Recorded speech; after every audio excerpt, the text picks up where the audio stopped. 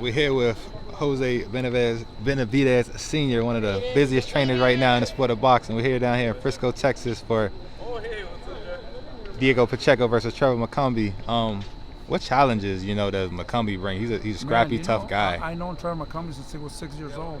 He's a very strong fighter. He had a really good pedigree in amateur, like about 200, 300 amateur fights.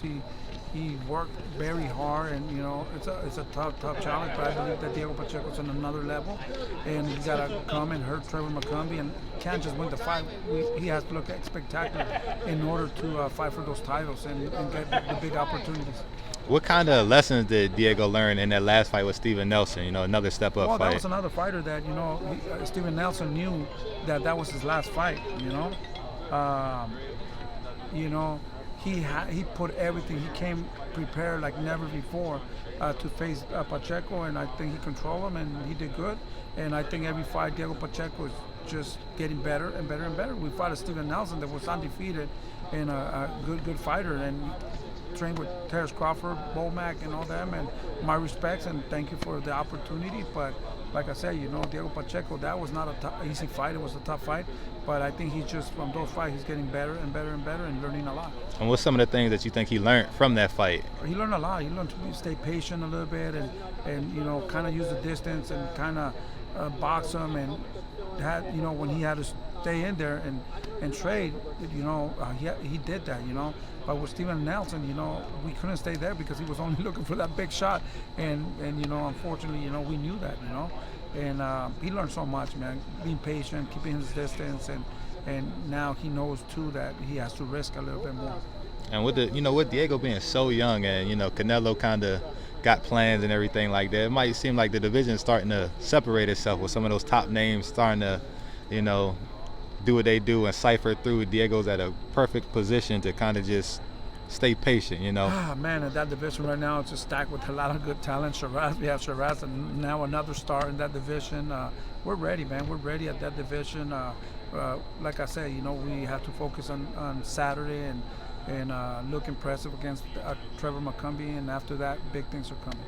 And we're going to switch to David. We see that Turki Al-Sheikh announced him and Anthony Yarde will be getting it on. What are your thoughts on that fight? I want to thank Haymon, for treating us always good, treating David really good. We're super excited, super happy to be with them. A lot of people think that we left him. No, we're still working with them. He was the one that negotiated with Turki Al-Sheikh. Super happy now to be working with Turki Al-Sheikh, and super excited to fight on the 22nd of November in Saudi.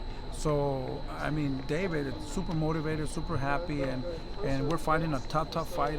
Anthony Yarde, a fighter that fought Benavidez. He hurt Benavidez, and Benavidez stopped him. I think that's the toughest fight for David at this point, and we're going to have to go there and train hard and look at spectacular also.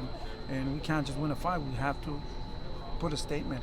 It's a great card. You have a lot of fighters, and we're not letting nobody steal the show. So we're going to come prepared, and we have a lot of fighters that are very exciting in that card, and super happy and to be part of that card. How do you think y'all settling in at that new weight class? David loves it, man. Before, he had to struggle a little bit at 168, not a lot, but I think he feels more comfortable, more energized, and he loves it.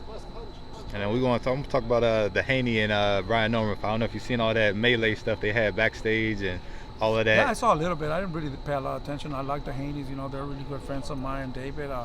I just saw that somebody got their shirt ripped. I've been so busy, man, that I can't even keep up with that. But everybody does their thing. I don't know what the reasons are, whatever. But look at Berlanga, what he did. Everybody does things for different reason. I don't even know what the reasons are, but it's entertaining. I saw that and I started laughing. That was good, but that's about it. And speaking of Berlanga, would that, we know he's coming off a loss, but would that be something y'all would be interested in if y'all can't get the Canelo? I like Berlanga, man. I think he's a young guy, and look at him. He came all the way to the top. A lot of people haven't even got to where he got. He got paid a lot of money. He made good choices, and he needs to sit down, rest for a little bit, and come back stronger than ever. A loss or two losses is not the end of the world. All right, thank you for your time, Coach. Thank you, brother.